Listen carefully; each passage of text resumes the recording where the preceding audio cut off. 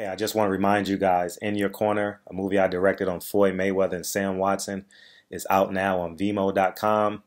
In Your Corner, click the link in the description box. And I would genuinely love and appreciate you guys' support. And don't hesitate to leave a comment and let me know what you thought of the film. And again, I appreciate you guys' support. And enjoy the video. What's this for? Fight Hub TV. Fight what? Fight Hub TV. Go ahead. What do you make of Skip Bayless saying that Connor's gonna unleash holy hell on Floyd? That's Skip. He may be at another network, but he's my buddy. He's my brother from another mother. And, I love him, and I'm not surprised at all, because that's something that he would say. It would be sacrilegious for Skip to pick Floyd Mayweather. That's just not him. That's like him picking LeBron over Jordan. It ain't gonna happen. That's just who he is, and that's what comes with it. Why do you think he's not a fan of Floyd? He has his reasons, and he does what he does. You'll have to ask him that question. I'm not going to answer that for you. Talk about LeBron James. And LeBron James seems like he's been such a good guy for so long. Why does he receive so much criticism when it seems like he's done the right thing? Married, hired his own employee, hired his friends as employees, donates millions of dollars to take kids in Akron to college. For exactly what you're saying, because what you just asked is what the most annoying thing about LeBron James is to me. Just because you're talking about him as a basketball player doesn't take away from all the great things he does. He's all the things you said, but what do you want us to do? Give him a pedicure and massage? What does everybody want us to do? He plays basketball for a living, on center stage, in front of millions. He's a 3-time champion, but he's lost in the finals 5 times. And so for me, I have no problem saying, you lost, but damn, you're a great player, and a great person, and a great father, and a great husband, and a great role model. To me, one has nothing to do with the other. And when somebody, just think about it. Think about Stephen A's loud, Stephen A's critical, Stephen A's this, that, or the third. And I go to you and I go like this, well, I'm a really good son. I'm a really good brother. I'm a really good uncle. You're like, but what the hell does that have to do with what I'm talking about? How much does he have to do though? No. What I'm saying, my point to you is, no one said he had to do anything. We're saying, wait a minute, you play on center stage. If you're critical of me, you ain't critical about me when I'm with my sisters or my family. You're saying on the air, you said this. So that's what you're addressing. So why don't you get to address it about me or anybody else without us being able to say, well, we're a really great child, and we're a really great father, and we're a really great brother, and we're really great at this and that, when that's not what you were talking about. LeBron James being critiqued for his basketball skills and his basketball prowess in no way takes away or compromises what he is as a human being. We all know he's charitable. He's an incredible role model. He's one of the best, probably the greatest iconic sports figure we have ever seen, considering what he has to deal with and what he has to go up against. And the fact that he puts kids through college, and he's so charitable and so philanthropic, and on top of it all, he's never been in trouble with the law and all of this other stuff. How many times do people want us to say that about him just because we bring up stuff like this? Man, you lost 5 NBA Finals. That's against the Dallas Mavericks in 2011. You scored 8 points in an NBA Finals game. So because we bring that up, we have to sit up there and explain that, oh, he's such a great guy? No. You play basketball in public. You don't play it in private. You play it in front of millions. We can talk about you as a basketball player. He's only been the favorite in Miami. He's never been the favorite in Cleveland. Well, that's basketball. And all I'm saying to you is that that's fair. That's fair, because whether it's good or bad, as long as it's based on basketball, my only point is nothing takes away from the human being and the role model and the man that he has proven to be. I can sit up there and have complaints about Jordan. I have argued with Michael Jordan. Michael Jordan called and cussed me out a couple of times because he didn't like some of my takes. He didn't talk about me as a man. He was saying your take was BS. I disagree with it. Isaiah Thomas and I go back decades. Isaiah has MF'd me because of takes that I've had that he has adamantly disagreed with. But the MFing was about my take. It wasn't about my career It wasn't about me as a man, a husband, or a father, or a son, or whatever. He's addressing the issue.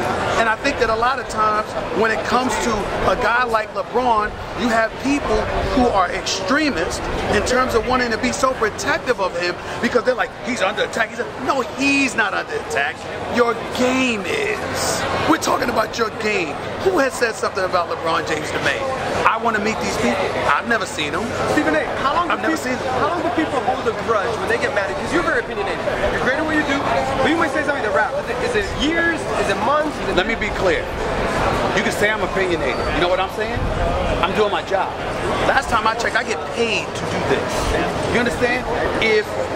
Tell me when you heard about my opinions before I had the job to give my opinions. Who was that? You heard about me in the Philadelphia Inquirer because I was a columnist. That means I had the license to write my opinion. Prior to that, I was a beat writer. Prior to that, I was a beat writer on a collegiate level before the NBA level. And before that, I was a beat writer on a high school level. Nobody heard about my opinions. You saw me reporting. So my point is that anybody that has I can understand you having a problem with my opinion. But to have a problem with my opinion is different than having a problem with me having an opinion. Because if you got a problem with me having an opinion, then I got a problem with you holding this camera. And I got a problem with you asking me this question. And I got a problem with you asking me this question. Because you are doing what you do for a living. Y'all getting paid, why can't I? But in boxing, people take it personal. That's their goddamn problem. I don't give a damn. So taking this step further, what do you say, and sometimes I have a conflict with you a lot. With my opinion. With your opinion. Thank you. Okay. With how you correlate your opinions about black athletes, and it seems like you always slant against the black athlete versus the Browns of the world, the kicker, versus you know, the MMA fighter who beat his girlfriend damn near to death. Those topics don't get discussed on your station, but when Floyd Mayweather goes to jail for 90 days, when Colin Kaepernick doesn't get a job, it seems like... Well, listen to what you just said. You just said my network, but you didn't say me. Because here's the deal. No, but you work for the network and you've had opinions. Whoa. Who you work for? The LA Sentinel. So what's the name of your colleague? Because I want to hold you accountable for what he does. Oh, no. All right. Wait a minute. Hold on, no. But you said something. Hold on, wait. Okay. I'm addressing your point. Okay, thank you. You are not responsible for everything everyone does. We have an article in the Undefeated right now on Floyd Mayweather and his past transgressions. I didn't write that article. That's their call. It's an author on the page. They wrote the article. They put it on there. You've got pundits and folks. They do what they do. I'm one person working for Walt Disney. You're the loudest though, Stephen A. That's not the point. The point is that everyone has a job. Most influential, I should say. But everyone has a job. Just because I'm influential doesn't mean I get to dictate what they do. I can't control what SportsCenter does. That's power though. But can you? Who do you know can control what the entire network does? I can't be responsible for what ESPN does. I work for them. They cut a check for me. I cash it. I don't cut the checks. Now, if I was cutting the check, then I could dictate. But see, where I get pissed off at us as a people is how we generalize and we go that route. And I'm not getting on you, bro. No, you should. But I'm not going to do that because I don't know you like that, so I'm not going to do that. What I'm saying is that we embrace stuff in a collective fashion when it's about the individual. What's in it? We're either going to be individuals or we're going to be together collectively. You know good and well, we can have BET, TV1. Roland Martin is different from somebody at BET and vice versa. You can't control what everyone else does. All you can do is what you do. Now, to get to my point about me, let me be very clear. I emphatically disagree with your point about me with the black athlete. I've been in this business for 25 years. I challenge anybody on God's green earth to show me where at least 95% of the time I am not speaking up for the black athlete. I will bet my check. It is not factually correct. What the difference is that when I speak those other 5% of the times, like you said, I'm impactful. And so as a result, it resonates. Now let's take it a step further because I want to stay on your question. Yeah, thank you. I got a problem with the black athlete. Sure I do. If you are a black athlete who was poor and starving and coming from an impoverished background, bust your ass to get to where you wanted to be, and you blowing millions for weed, I got a problem with you. If you want to sit up there and fight your way to this point, to get into this position, and then blow it because of illegal behavior, I got a problem with you. Because unlike the white community that is 66% of the population, in a system that they control, where they'll always get another opportunity, the opportunities for us are slim to none. So if you have that opportunity and you blow it on foolishness, I'm going to call you out. But do you know why I do it? Because this society that we live in tends to generalize. And so if they have one black athlete that conduct themselves that way, they're quick to sit up there and say, that's how they are. And what I do is I take that athlete and I isolate him. And I say, no, that ain't us, that's his ass. Look at him. Don't look at the rest of us. Don't look at the whole 95, 98% of the black athlete out there who's doing the right thing and handling his business and doing what he's supposed to do. I am going to make sure that I isolate you so you don't stain the rest of us. Let me take it a step further. That's looking out for our community. That ain't condemning it. How about Colin Kaepernick and the national anthem? The second verse of the national anthem, your grandfather, my grandfather, your ancestors, my ancestors will be highly offended by what's in the second and third stanza of the national anthem. Sure. Why can't I, as a black man, I being Colin Kaepernick for the sake of this conversation, sit on a knee, or Chris Jackson, like Muadu Raouf, why can't we hold to our guns and have a collective agreement like you, who has probably the biggest platform in terms of contemporary black America that loves sports? Why can't we fight with them or stay silent? Well, you're implying, in my opinion, yes, that I disagree with Colin Kaepernick, and I did not. I supported him. I was on the air, Good Morning America, the next morning. I supported his move. Where I fought against Colin Kaepernick was when he announced to the world that he doesn't vote. That was my issue with him. That was my only issue with him. Because I believe when you bring up history, well, let's bring up history in a different context. How many ancestors died for the right to vote? How many of them fought and bled and put their lives on the line? Under the umbrella of the flag. That's not the point. That is a huge point. No, I'm going to tell you why it's not the point. My point is he has the right to do what he wants to do. But if you are saying that the impetus for everything is change, and the #1 instrument for change in our nation outside of money is voting, and you announce to the world that you don't vote, thereby giving youngsters on the come up the impression that voting is not important, that was my issue. My issue was never him kneeling for the national anthem. I never had a problem with him kneeling for the national anthem at all. I supported it. I stood up for him, and I still stand up for him.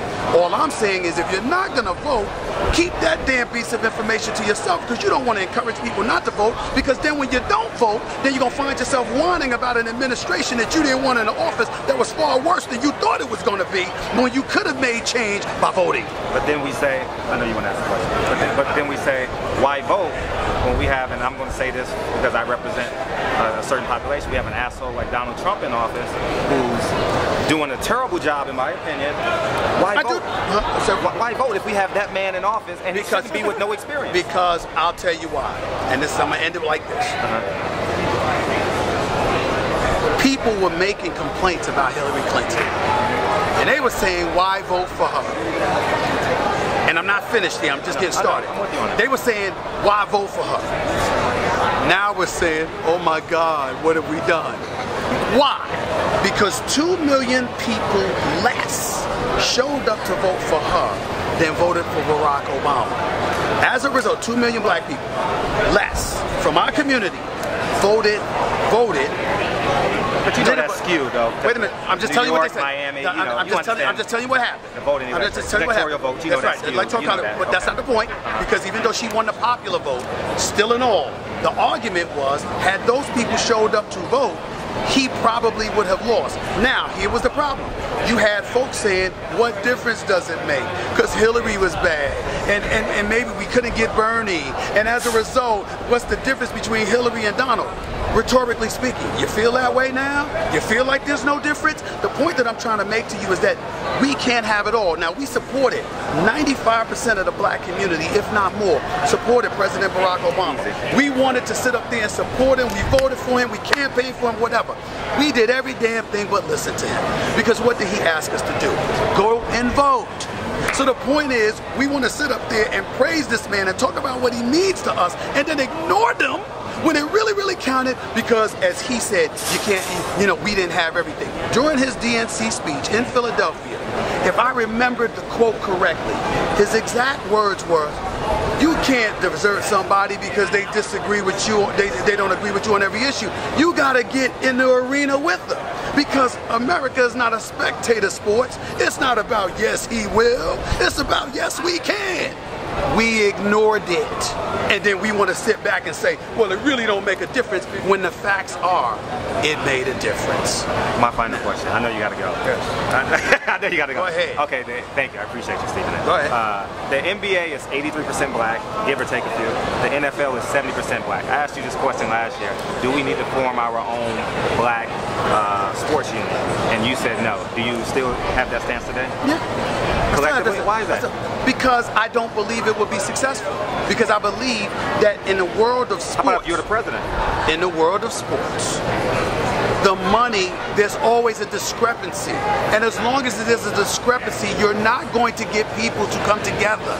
It's a given. They'll come together for a little while, but ultimately it won't be sustainable, because if LeBron James is making $33 million and he's generating in excess of $700 million in his career, and he has nothing to worry about, he can't come to a dude that has an NBA uniform that's making $5 million and, by the way, is approaching the last year of his contract, and talk to him about sacrifice. That dude is not going to want to hear it. And by and large, the elite players making the elite amount of money are few and far between. They'll pay like the top 1% or 2%, and the other 98% are left to fend for themselves.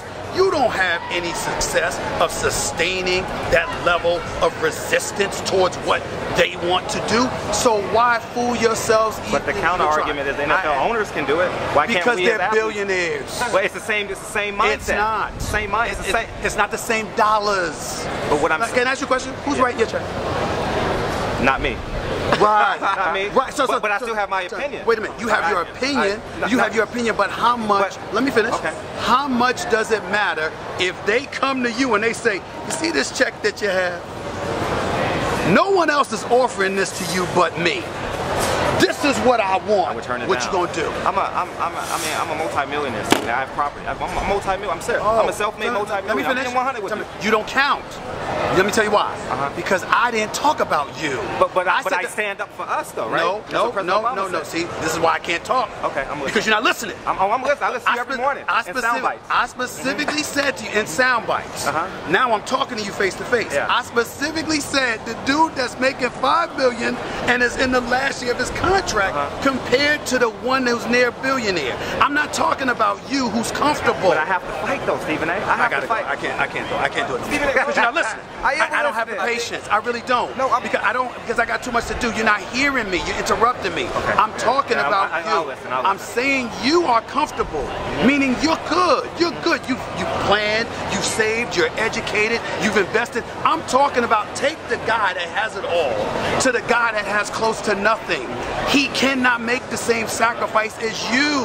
And if you can't be honest enough to admit that a guy is going to crumble underneath that duress because they didn't plan the way that you did, how can I talk to you? So you're talking about an impoverished mindset, whether you're black, white, in general. Exactly. I'm saying say that. Well, that makes more sense. But I'm answering your question, bro. Okay, I get it now. I'm answering your question. You asked me a question, I gave you a direct answer. I'm saying to you, I don't care who you are. It's not about black. The only reason I brought up black is because you asked me about that. And that's fair. So I'm saying to you, anybody that's in that position, no matter what ethnicity you are going to crumble if you have grander visions on the horizon and something is holding you back and you're in the same boat as somebody that has it all. Now what's the solution? They're comfortable. I told you, you got to find a way to come together and negotiate, because you are not getting everything you want. That's the real world. That was amazing. Gotta go. Appreciate you. Stephen A., really quick, on this epic fight, have you made any bets? Because sometimes you don't bet. No, not for money. You know, like you bet Freddie with the shoes. Because a lot of people don't listen to you when you tell them about this fight. Listen, they don't have to listen. You know what I'm saying? I'm gonna say what I gotta say and let the chips fall where they may. Okay, Pacquiao Horn rematch. What's your prediction? Huh? Manny Pacquiao, Jeff Horn. You were there for the first time. You saw it. When Manny got robbed, they have a rematch coming up. What do you think? I think Pacquiao will win because I think he should have won the first time, but at the same time, I don't care. Because Pacquiao has slipped, and when you got to battle Joe Horn, how the hell am I supposed to be interested in that? Okay, your prediction for Mayweather McGregor? 6. Round 6, TK, I already told you that. I got 7. I know you did. I know. Thank you, Stephen A. Okay. With Stephen A. You're on the broadcast again, man. Ain't easy to November since you